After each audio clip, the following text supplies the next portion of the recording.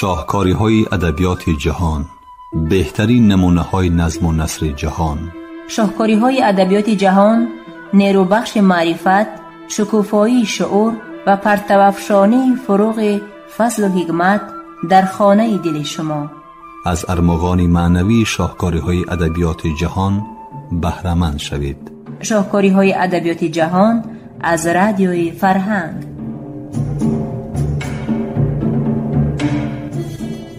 شنوندگان عزیز، گفتارمون را از سلسله خوانشی بدیعی از روی اثری نویسنده داغستانی رسول غمزاتف داغستانی من در قرائت عبدالجلیل امان بشنوید. گفتار 15.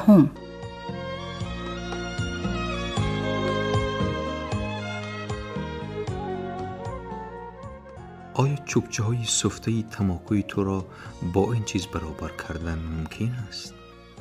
پاپیروس خود پیچانیده من سیمایی دارد که به چیز دیگری مانند نیست. سیگارهای تو همه یک سیبی دو کفان برین، نسخه یکدیگرند. اکنون به من بگو کدام بیشتر کیف دارد؟ از قطی سیگاری تیار را گرفته کشیدن یا چنین پاپیروسی عجیب را با دست خود پیچانیدن؟ آخر من هنگامی تماکو را پیچانیدن هنوز نکشیده لذت میبرم. پس چرا خود را از چنین کیف محروم کنم؟ من زجیگالکا را به یادم نیست شویتساری بود یا بلگیه شرطی درگیرانده داشتم، ولی ابوطالب دستی مرا به اشاره رد یک سو کرد. از کیسش چقماق، قو و سنگ چقماق را برآورد. قو را به لبی سنگ داشته چقماق زده و آتش برآورد. بعد قو را باد داده در گیران و آن را به نوک سیگارش داشت. سپس قوی در گیران را به تک بینی من آورده داشت. بوی کش خیلی خوشبوی. گپ هم در همین است. زجیگالکای تو چی بوی دارد؟ چهره ابوطالب لحظه ای در قبض دوری تماکو ناپدید گردید. بعد دود اندکی پریشان شد و ابوطالب پرسید رسول به من بگو چرا سرت الکی سفید شده است؟ نمیدانم ابوطالب. مثلا من میدانم که چرا سرم سفید است. گپ زن شنویم. سری من از آن سفید شده است که تا مغازه رفته عرق آوردن این بچهای لعنتی چشمم کنده می شود. هر رسول، بچه ها تا خودشان فرزنددار نشوند به قدری پدر و مادر نمی رسند. آنهایی که خود نمی نوشند عیناً مثل همین به قدری نوشیدن نمی رسند. شخصی را به عرق فرستادن لازم که خود به نوشیدن خوشی داشته باشد، آنگاه معطل نمی کند. در این اثنا فروش دسترخوان آراست. کمی دیر هم باشد در میان جای دسترخوان یک شیشه عرق پیدا شد. اوف، گفت ابوطالب. این هم در بین کالخاشی های عادی پیدا شدنی رئیسی سرخین برین شد. او چنین گفت و شیشه عرق را گرفته جنبانید گویا آن طفلکی باشد. های های های، چه شیشه خوب. پیسرکی که این را آورد ممکن است آدم خوب شود. همین دم چشم ابوطالب به قدحچه های روی میز افتاد و جبینش چین چین شد، گویا که چیزی تلخی را فرو برده و یا دندانش به درد آمده باشد. او قدحچه را این طرف و آن طرف گردانیده به درونش نگاه کرد. به فکرم میخواست ته سیگار خود را در آن پرتاید و با همین نفرتش را نسبت به این چیزی ناارزیدنی افاده نماید. شاخی کلانی را که از گرجی ها به من تحفه شده بود گرفته به ابوطالب دادم. شاعری کهنسال این طرف و آن طرفی شاخ را گردانیده دید و نهایت چنین بها داد. شاخی خوب است، لیکن اگر نقره‌کوب نمی بود باز خوبتر می نمود. این نقره‌کوب کمربندی زرینی داماد بر این چی لازم؟ مگر عرق در شاخ نقره‌کوب بلندتر و بامزه تر می شود؟ نه رسول، به من استکانی عادی رختار بده که دستان من یک عمر به همون عادت کردن. من می دانم که استکان چند جرعه عرق می برد. هنگام نوشیدن کی توقف بکنم و کی دوام بدهم. من این خواهش ابوطالب را نیز اجرا کردم. او عرق را به استکان ریخت، درون آن یک برده نان پرتافت و لفظی درغی گفت درحب. سپس با یک دم برداشت و نفسش را راست کرده الهه نمود. کلمه درحب را همیشه پیش از نوشیدن گفتن لازم. البته معنی داد کردن این کلمه دشوار نیست، شاید معنی نداشته باشد، ولی به این هم معلوم نیست مگر درحب. ابوطالب بعد نوشیدن کاسه شوربا را به نزدش کشیده، گوشت آن را به طبقچه گرفته ماند و شوربا را نان ریزه کرد. او شوربا را بفرجه به اشتها می‌خورد. مزه هر چمچه طعامی گرم را دانسته فرو می‌برد. گاه گاه از گوشت پاره بریده به دهان می‌انداخت. یقین دارم که اگر وی گوشت را به طرز دیگری با کار خود نه بلکه با کار دیگری بریده می‌خورد، گوشت به دهانش چنین به مزه نمی‌رسید.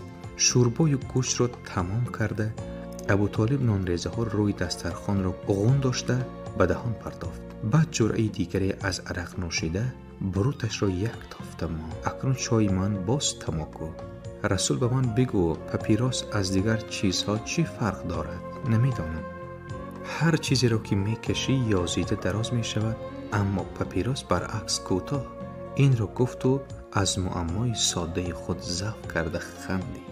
بسیار میکشی ابوطالب، به سلامتیت ضرر نمی کند. میگویند که بعد طعام سری حتی خداوند چلیم میکشد. پس از کشیده شدن تماکو ابوطالب ناگاه پرسید مجلس ریاست کی می شود؟ پگاه نمیدانی عریضه به لیتوان داده زین‌الدین این دفعه بررسی می شود یا نه؟ نمیدانم. به تو چی؟ به تو قصه میگویم.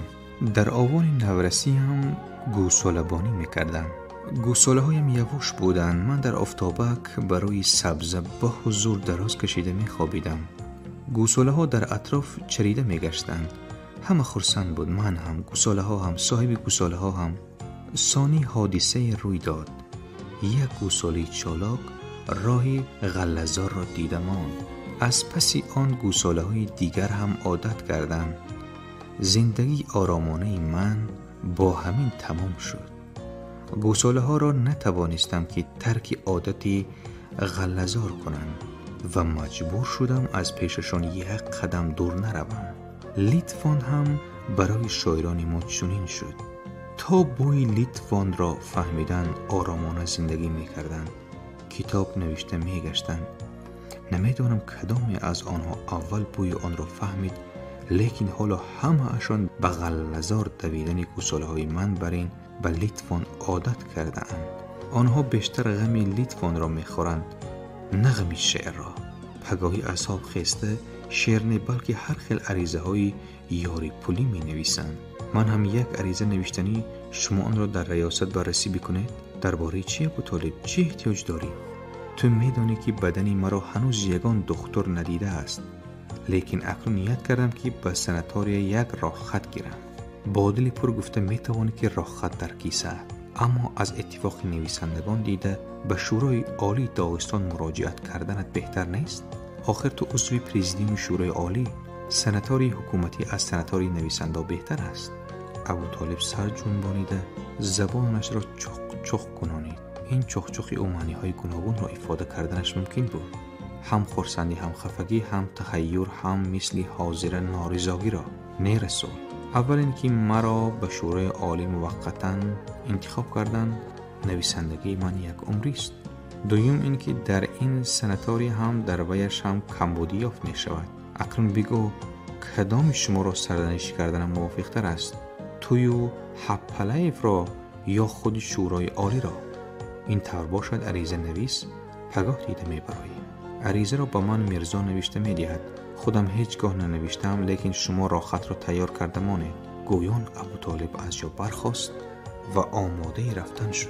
اکنون کجا می روی ابوطالب؟ به نشریات رفتنی هستم. می گویند که کتابی نوی من برآمده است. رفته دیدن لازم که پسرک برآمده است یا دخترک. بیگاهی به انستیتوت آموزگاری بیا. واخوری نویسندگان دانشجویان می شود. خوب می آیم. سرنه را هم گرفته برم. آبا ابوطالب، تو آخر سرنچی نیستی، شاعری. مجموعی شعرهایت را گرفته آیی بهتر می شود. می بینیم گفته رفت ابوطالب. شب نظم در انستیتوت آموزگاری زنان ساعت 7 بیگاهی تعیین شده بود. شاعران داغستان سرملت جمع آمدند. ساعت رسا 7. من به اطراف چشم دواندم که ابوطالب نمی نماید. مجبور شدیم شب نشینی را به او آغاز بکنیم. شاعران پی هم به منبر برآمده هر کدام با زبان شعر میخواند. یکی با لکی، دیگری با قومیقی، سیومی با لزگی، چهارمی با عوری. هنگامی که یک شاعر جوان داستان خود را میخواند، کفکوبی به جایی شد. معلوم گردید که پس صحنه ابوطالب غفورов برآمده است و دختران با او کفکوبی کردند. بعد شنیدن سخنرانی دو شاعر دیگر، من با ابوطالب اشاره نمودم که به سخن گفتن تیار شود. ابوطالب زود به چهره خود پرده جدیت کشیده، گویا در هنگام صورتگیری نشسته باشد. قامتش را راست کرده، بروتش را تافتن گرفت. با همین کارش شاعر پیر به من گفتن میخواست که چونان که میبینی تیاری میبینم. ابوطالب برآمده با دختران کمی به زبان روسی، کمی به عوری، قدر به لکی گفتگو کرد، زیرا او همین زبانهای داغستان را کم و بیش میدانست. به زبان لکی دو شعر خواند، ولی این قسم سخن خود را او چون کاری پیشکی، چون سرسخن سراسیمه انجام میداد، گویا برای سخنی اساسی وقت را صرفه مینمود. ابوطالب با اشاره دست صدای کفکوبی را فرو نشانده از اهل مجلس پرسید: میخواد سرنای نواخته دهم؟ میخواهیم نوازید. فریاد زدند دختران. ابوطالب نی و سرنایش را از پس صحنه گرفته آمده، گاه این و گاه آن را آهسته آهسته نواختن گرفت. ولی همه میدانستند که این فقط تیاری، جور کردن سرنای، سنجشی آواز است. به درستی اسباب اعتماد پیدا کرده، ابوطالب ناگاه از روی میز استکان پر آب را گرفته درون سرنای ریخت.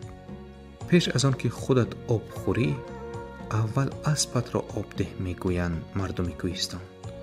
پیش از آن که خودت آب خوری، سرنایت را آب ده میگویند سرنچیان کوهستان. ابوطالب با سرنای نوازی آغاز نمود. صدای سرنای اوتها رفت بلند می شد و خود برابر آهنگ سرنای گاه به راست و گاه به چپ الوانج می خورد. در حضور دختران بسیار ابوطالب خوشنود بود. شاید آن شب صدای سرنای ابوطالب به تمام مخچقله پخش شده باشد. ابوطالب به جای خود در ریاست مجلس آمده نشست و سادتلانه از من پرسید: چطور نواختم، نغز یا نه؟ نغز نباشد چرا با زور چپک زدی؟ حاضر از نو چپک زن. به این سخنان ابوطالب تمام حاضران خندیدند. به من که صدر شب نشینی بودم، همچون سرنایچی هنرنمایی کردن ابوطالب بر این شاعری معروف در حقیقت چندان معقول نشد. این هم مثل آن شد که فرزند شاعر روسی یسینین به جای شعرخوانی صحنه برآمده رقص زد. یسینین همانا رقصیده میتوانست، لیکن هر کار وقت دارد. ظاهرا من در ریاست ابروچین کرده نشستم و کم کفکوبی کردم که باعث لقمه همه را به خنده آورده ابوطالب گردیدم. ما در معاشرت دسته دختران از زینه‌پایی وسیع قدم زده جای لباس آویزی فرآمدیم. من پالتوی خود را پوشیده به آینه نگاه کردم. آن سالها پالتوی کتفش بالشتکدار رسم بود. من چنین پالتو داشتم. ابوطالب پالتوی مرا دیده سر جنبانید. پیشتر کتفی آدم از روان دنبه، یعنی از طعام با قوتی روانین وسیع می شد، اکنون از پخته. پیشتر سرود را با آهنگ خاموش جور کرده می خواندند، اکنون از روی کاغذ. جهان خیلی تغییر یافت. این تغییرات به من معقول نیست. چرا دیر آمدی ابوطالب؟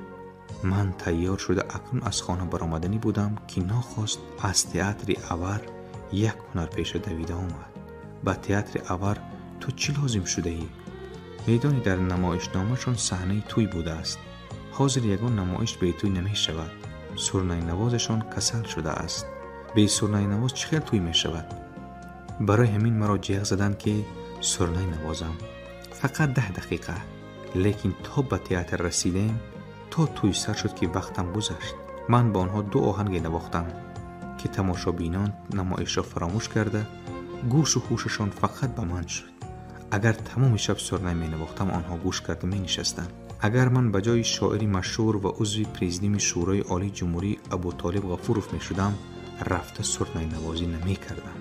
ابوطالب چی کار کردن و نکردنش را از تو خوبتر می داند. و نشریات رفتی کتاب چی شده است؟ خدا را شکر کتاب چاپ شده است. خدا را شکر 4-5 سوم پول گرفتم. خدا را شکر قرضهایم را ادا کردم. خدا را شکر یک کاغذ هم خریدم. شیرین کامه می دهی؟ به کی؟ به محرر، رسام، محاسب، به همین آنهایی که در نشر کتاب اشتراک کردند. مگر هیچ به محرر؟ ابوطالب از غایت قهر حتی در جایش باز ایستاد. به وی مگر هیچ نه مگاراج دادن در کار. مگاراج به اوری یک نوع معنای دست و پایش را بسته کلتکاری کردن را دارد. ابوطالب از این سخنبازی یافته خود خیلی خندید و بعد گپش را دوام داد. به من نگر رسول، شنیدم که داغستانی های پیسر خط نمی کردگی را قریب که از کار می برآوردم. حتی از صف حزب هم چرا محرران را که شعرهای مرا از قد و بر زده رسوا می کنند از کار نمی برارند؟ کتاب تحریر خورده را دیدن همان به تو گفته می توانم که محرر از کدام اول است. ما لک‌ها در هر اول شیوه خاصی داریم. برای همین محرر کوشش می کند که زبان مرا به زبان اولی خود موافق گرداند. ابوطالب این را گفته بناگاه خاموش شد و لب به تبسم گشود. اما زنی که شرطنامه امضا می کند آدم خوب است، بسیار خوب. من به وی منتداری زیاده اظهار کردم. باز چی ها گفتی یا یگان چیز تحفه کردی؟ من با گفتم که اگر ظرف کهنه شکاف یا شکسته داشته باشد بیارد، ساز کرده قلعگی ریخته می دیم، نو برین می شود. به تئاتر اول رفته سرنای نوازی کردن ابوطالب به من معقول نشد. اکنون این کارش از وی هم زیادتر بود. بنابراین در تکی دیوار یک توده میز کهنه را دیده قصداً از موی سفید پرسیدم اگر پیشتر وقتایی سفیدگریت می بود به فکرم این تنوک کهنه ها اینجا نمی بودن، تو آنها را غنداشته می بردی. نه، این کار به من میسر نمی گردید رسول. حلیمانه جواب داد ابوطالب از من چالاکترها یافت می شدن. شخص دیرمانده به ما رو برو آمد. ابوطالب بیان که اندیشه بکند آن مرد را از راهش باز داشت، تماکوی و گوگرد طلبید و سیگار پیچانیده کشید. چی جایی گپ رفتار ابوطالب به من نمی فارید. شاعری خلقی داغستان، شخصی در تمام کشورش مشهور، عضو حکومت باشد و گاه به صحنه برآمده سرنای نوازد، گاه به کاتبه نشریات ظرفایت را ساز کرده میدیم گوید، گاه شبانه در کوچه مخچقله از رهگذران ناشناس تماکو طلبد. همین هم گپ شد. این کارهای او معقول نبود، لیکن اظهار نکردم. می ترسیدم که مبادا رنجد. و جای این گفتم تو اکنون پیر شده ای ابوطالب، برای تنصیحاتیت پپیراس را پرتایی نمی شود. انا خلاص، امروز پپیراس را پرتا، پگاه سفیدگری را، پس فردا سرنای نوازی را، آنگاه شعر نویسی را هم خواه و ناخواه می پرتایی. خود شعرت را ترک می گوید. شعر همان ابوطالبی سفیدگر و پپیراسکش و سرنای نواز را می شناسد و می پیسندد. اگر من ابوطالب نباشم شعرهایم مرا به سرشان می زنند.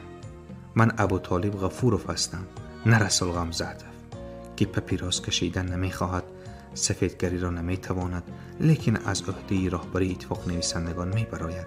من یوسف هپلایف، نورالدین یوسف، مکسیم گورکی و حتی زشنکو هم نیستم. آن وقتا زشنکو را تنقیم میکردن، از همین سبب نامش به یاد ابوطالب مانده بود. نخچی را بجز کوهسار پناه کو، کجا رود دریا بجز تنگنا. تو به سری من کلاه بیگانه را نپوشان، چی اینقدر به گذشته من میچقی؟ ها من در گذشته سرنای نواز چوپان سفیدگر بودم، مگر من از گذشته خود آر میکنم؟ آخر آن وقت هم من ابوطالب بودم. رسول، حاضر من به تو یک گپ میزنم، این را به گوشت حلقه کرده گیر. اگر تو به گذشته از تپانچه تیر اندازی، آینده به تو از توپ تیر خواهند پران. من زن سر دادم، زنهایم نیز مرا مانده رفتند، لیکن هنر از من از هنر دل کندن نمیتوانیم. آره، این همان شاعر پیر دوستی پدرم ابوطالب بود. او چنین بود و چنین بایدش شناخت. اگر وی دیگر میشد، نه ابوطالب می بود و نه شاعر. باز قصه را حکایت میکنم که آن سزاواری گفتن است. خانه نوی ابوطالب مرا نو رئیسی پرولین اتفاق نویسندگان داغستان انتخاب کرده بودند. کس در این وظیفه از عهدهداری دیده بیشتر حقوق را صاحب است و اگر خود برای خود شغل پیدا نکند، کاری اساسی یعنی شعر نویسیش را دوام داده گشتن ممکن. من آن وقت جوانی پرغیرتی بودم. از این رو در پی تشبسکاری افتادم. به خود موافق وظیفه نوم کار و بار گوناگون جستن گرفتم.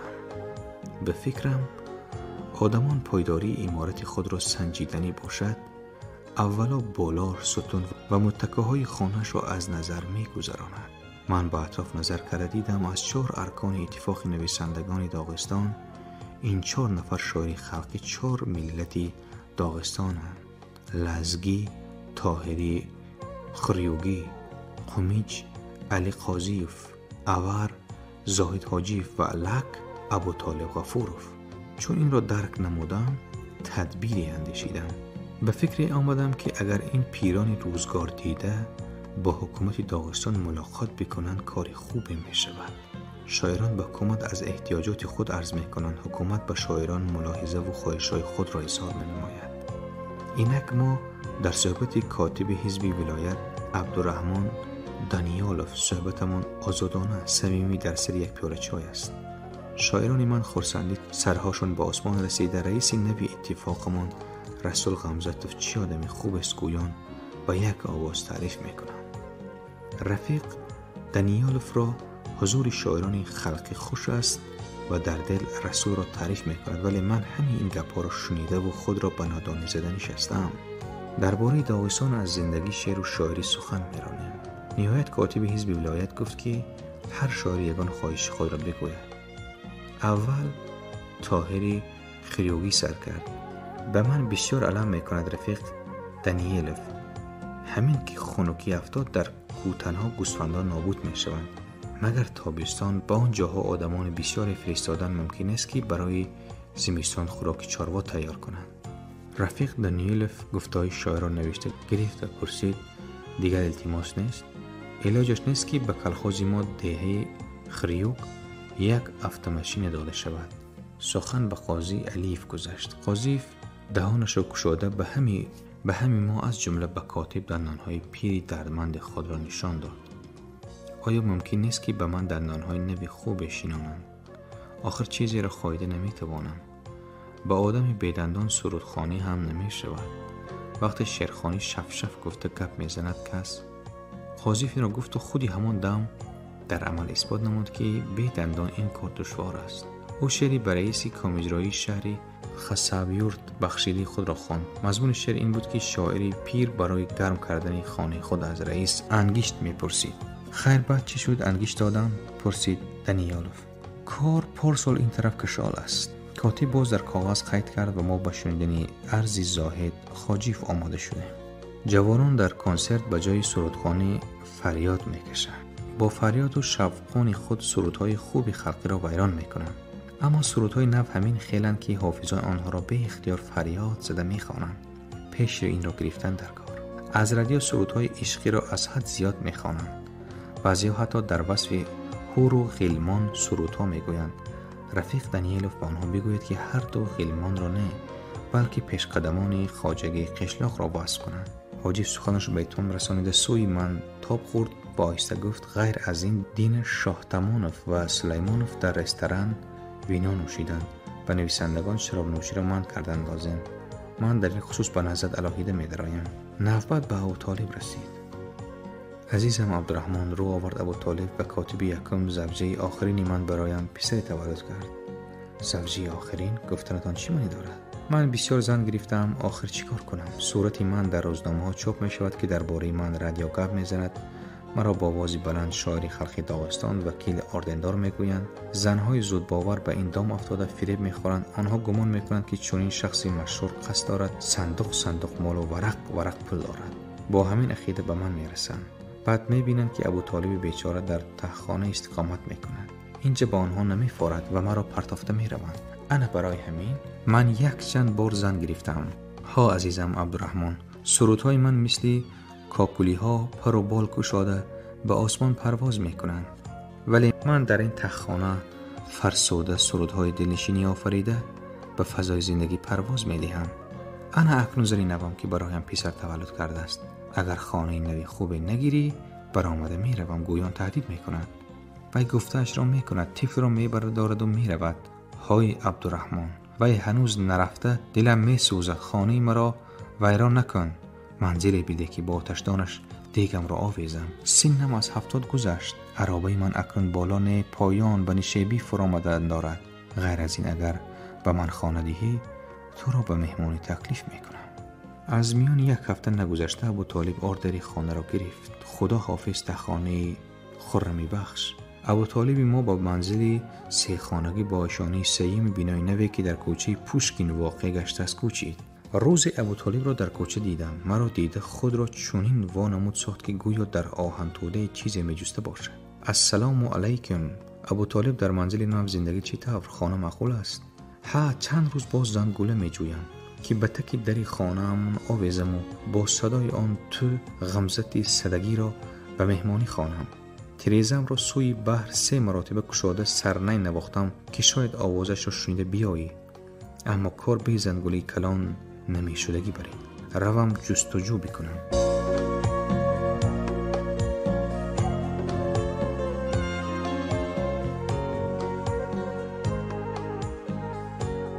شنوندگان عزیز، یادرس می شویم که شما گفتارمان را از سلسله خوانشی بدیعی از روی اثر نویسنده داغستانی رسول غمزاتوف داغستانی من در قرائت عبدالجلیل امان شنیدید.